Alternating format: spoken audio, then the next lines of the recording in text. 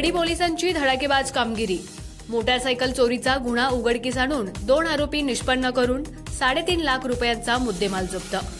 Dahiwadi police ठाण्यात फिर्यादी Shrirang Roman राहणार कोळेवाडी यांनी त्यांची मोटारसायकल चोरीला गेल्याबाबत तक्रार दाखल केली होती।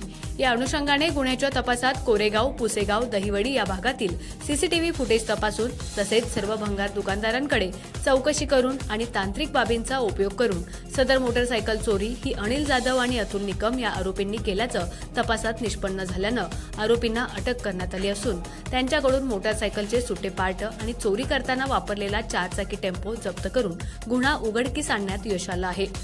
सदरची कामगिरी माननीय पोलीस अधीक्षक सातारा, अप्पर पोलीस अधीक्षक सातारा आणि उपविभागीय पोलीस अधिकारी दहिवडी अश्विनी शिंदे मॅडम यांच्या मार्गदर्शनाखाली खालील पोलीस अधिकारी आणि अंमलदार यांनी केला।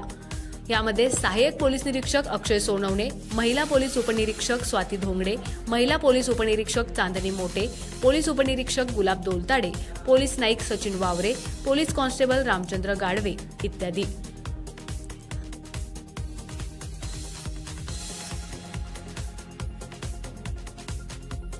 खबर गावाकडची, प्रतिनिधी एकनाथ वाघमोडे, दहिवडी।